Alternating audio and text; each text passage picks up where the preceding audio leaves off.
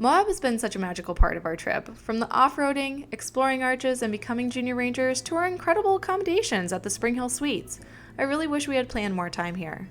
We are on our last afternoon too quickly and decided to have one last adventure out to a swimming hole we visited. Mill Creek is located just outside of downtown, passing through one of the neighborhoods. Our first time here had us super confused as to why we were on a very residential street, but if you keep going, there's a large sand parking lot at the end of the road, and they've actually added another trailhead. So it got a little confusing, and we ended up doing some off-roading in the van, which was not very easy, but we did make it there. Before getting there, though, we had to talk to the girls about what to expect and how to keep safe in the water. Traveling with toddlers isn't always easy. Do not put your head underwater and open your eyes. Do not drink the water. You don't want the water in your mouth, Eden. That means because it's not clean water. It's clean enough to swim in, but it's not clean enough to actually be taken into your body and drinking. Can we put our face in? Sure. As long as you keep your mouth closed and you don't put the water in your mouth. We made it to Mill Creek. Girls are in their bathing suits. We're all in our bathing suits and ready to go for a little bit of a water day here. We've been going to the pool each day and it's been really nice and convenient, especially with kids, but now we want to be able to go and explore some of the outdoor waterfalls and water spaces. We did this creek walk or creek hike when we were here last time, which was a while ago, and we really liked it. It's definitely become much busier. There's like a second trailhead that we didn't know about and we accidentally went down. So it is the Mill Creek North Trail that you got to get to. We decided to get into the water quickly. The trail is around 2 miles of easy hiking with water spots throughout, including within the first 100 feet. Since we got to the hike later than we expected, we decided to take it easy and hit the first water area right on the left. Alright, Hayden, you can do it. Riley, sit down. Sit, Riley. Riley, sit.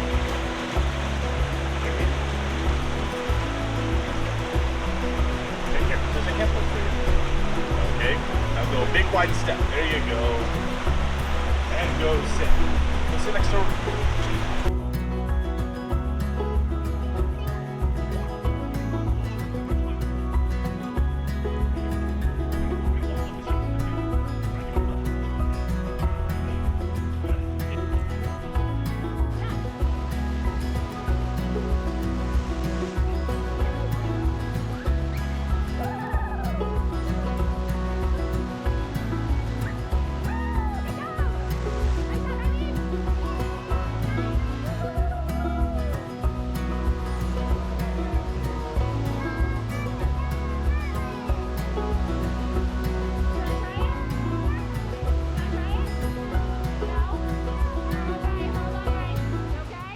This swimming area is an oasis for locals since it is so close to the city and a short hike in. I really wish we would have had a chance to take the girls further along the hike, with winding trails across small creek beds leading to waterfall at the end. We are sad that it didn't work out, but the area we were able to explore was perfect oasis for our little family, including a baby water slide that Hayden bravely took on.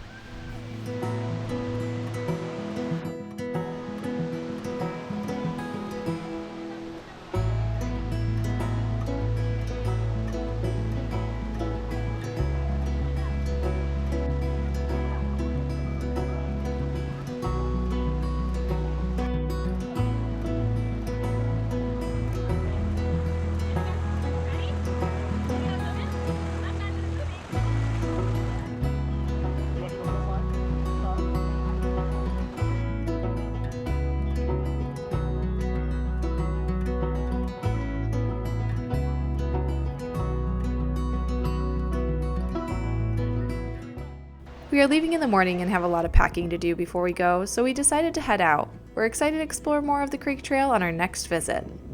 This hotel has been the best for our trip to Moab. The location is on the north side of town, only 5 minutes from Arches National Park.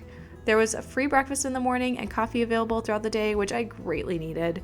They have 2 pools, 4 hot tubs, and a waterfall splash pad area. The girls had so much fun. And the best part was the suite with the kitchenette, table, living room, large bathroom, bunk bed for the girls, and open master bedroom with a king bed.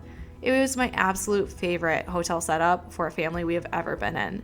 This was not a sponsored video or post, and we honestly love the hotel and could not recommend it more. If you're going to Moab, check out the SpringHill and Suites by Marriott. You will not regret it. And if you don't know this, if you have a Yodo, you can actually set up your Yodo for white noise. We didn't have a Yodo before. This is new to us. And so what we normally do is we just plug it in right here. We put in their little card, which has the white noise programmed in on it, and we're perfect. This trip has been amazing because we've been able to see so much and go to so many different places, but as you can see behind me, it has also been such a pain in terms of packing. Just every place we end up moving to, we end up having to repack everything. We currently have a giant cardboard box full of all the food that we are bringing place to place. We like to have the food so that way we can eat in here at the hotel, and we did that honestly every night except for one for the trip here in Moab. So it's been really nice that we've been able to do that. The next morning we packed up and made one more stop on our way out. When we were in Canyonlands National Park, we got the girls' junior ranger books to work on, but we didn't make it back to the visitor center to get the badge, and found out we can do it at the Moab Visitor Center in town. We stopped in and the girls did their oath for their second junior ranger badge of this trip for Canyonlands National Park.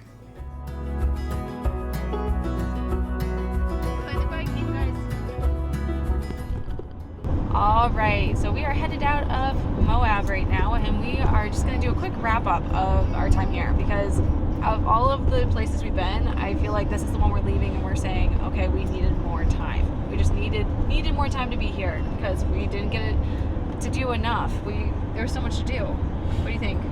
Yeah, I mean, I think there's a lot of activities that we didn't get to do. I mean, with all the parks in one little spot, we got to just kind of touch the surface, and then I mean the resort had such a good pool area, and the kids enjoyed that so much that we spent half the day of every day there. Yeah. So between all of the locations we've been to, this was the most convenient in terms of the place we were staying as well. The kids had bunk beds; they were super comfortable. We had a very comfortable bed here. There was breakfast in the morning, so we didn't have to worry about cooking in the morning, which was a huge help. And then, we went to Arches National Park, we went to Canyonlands National Park. We did 2 days of off-roading. We didn't off-road the full days, obviously. Like, with the kids, it just wasn't going to work out. But we were able to do 2 really good trails for each of the days. Yeah, I mean, we spent 3 hours on each of those trails, so by the time we got out from breakfast and on the trail was, 9:30, 10. Yeah. They were there until 1, come back to the hotel, do an hour and a half, 2 hours of pool time, and it's dinner time. I know, it went so quick. And by the time we were done, everyone was exhausted.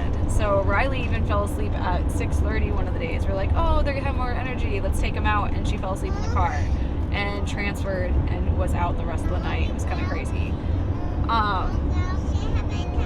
Not yet, Rabbi. Soon. Where would you want to go if we ended up staying longer? I'm trying to think of, the girls as we were passing Arches, wanted to go back and do Arches. Riley, not yet, please. So as we were leaving, the girls really wanted to do Arches one more time. I think they found it was a new experience, right? They got to climb on the rocks and climb into the arches for the first time. I think they really enjoyed that. I think the thing that slowed us down the most was how hot it was, right? I mean, it was over 100 every day, and it was like 106, 107 at the car that one day. So unfortunately, we're a little limited in terms of like being able to be outside in the middle of the day and just fly the pool. It's so nice. Bye, Arches. Bye, Arches. Bye, Moab. I-70. We're getting onto I-70, and we're definitely heading out of town now. Getting onto I-70 is really the start because it goes straight across the country here. So we're going to be heading from here into Colorado, and then we'll be going north to get up to Estes Park. It looks like the highway's open now. Yesterday that highway had closed down, and it was a reroute that would have been a 9-hour drive. We were both dreading it last night, looking for any option to change up course, but it looks like it's cleared up, so hopefully it will be a little bit better for us. I would like to go back and do Arches and to be able to walk around, hike around more. Today is like probably the best weather they've had all the whole week we were here, which is a little tough, but we already have reservations in Estes. It's better for us to get out there and get things done there. We're gonna have to pack up the one wheels and get all those shipped out, and that's going to be a bit of a process. So hopefully we can find a box, hopefully we can find some bubble wrap so we can protect those as we ship them back home. Let's continue on. We are at 6 hours exactly until we make it to Estes.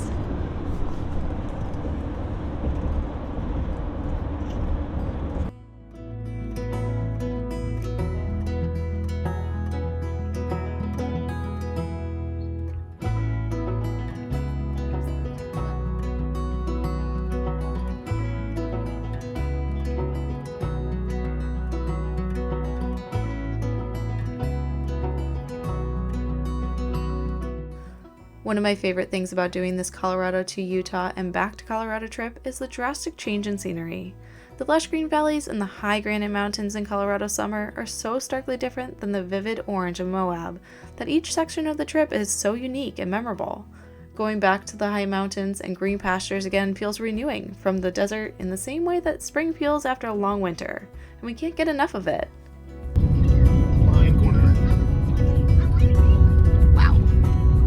Wow, look at that. Wow, Nice. You knew this was going to be a good one. Call it to me.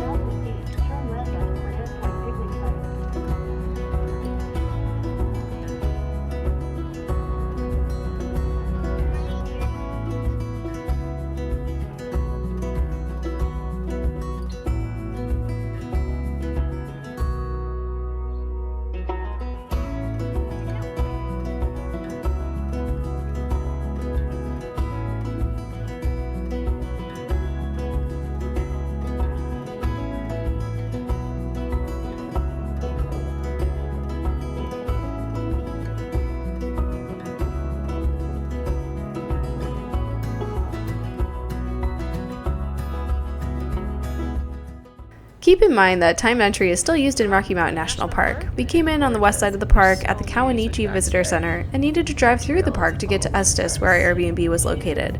Thankfully, we were past 2 p.m., the end of the timed entry for the day, and we were able to get through without a problem. Our time among the Red Rocks is over, and we're on the road back to the mountains, this time north of Denver, to one of the busiest national parks in the country, Rocky Mountain National Park.